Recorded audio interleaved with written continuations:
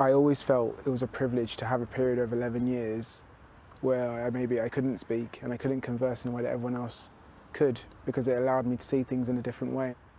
Professor Jason Arday was diagnosed with autism spectrum disorder at the age of 3. He couldn't speak until he was 11 and read or write until he was 18. Throughout his early years, his parents continued to believe in him. At 18, my mum had got to a point where there was only so much she could do, and she was brilliant, even though she had this belief that, you know, he'll do something okay, but she was just decided, I need someone else to believe in him as much as I believe in him.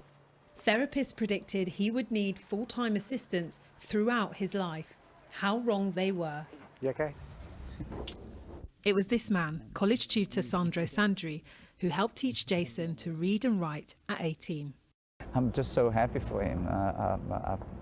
You know, I'm speechless, to be honest. But I never doubt a moment they would achieve where he is. Sandro would spend hours of his free time teaching Jason. There's one thing you said to me which I never forgot, and it was when I was 22, and I said to you I was thinking about doing a PhD. And you said to me, like, you know, it would be the greatest story in the world if the kid who didn't know how to read and write was managed to get a PhD. Like, and you said, like, I think, you know, we can take on the world, or you can take on the world, and you can win.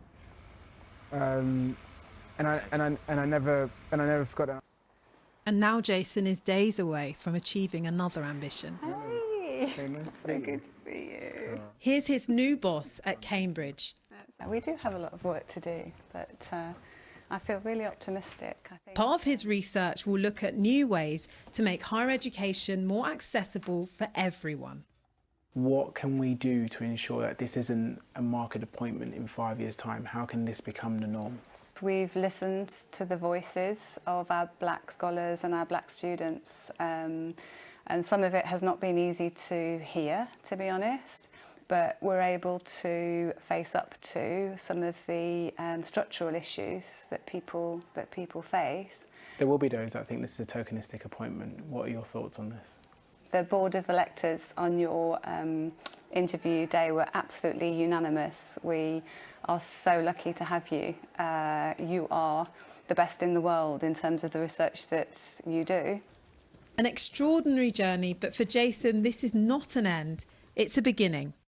The reaction has been amazing, and I'm truly grateful to everyone for their kind sentiment and kind words. We've got a lot of work to do. Celestina Olulode, BBC News, Cambridge.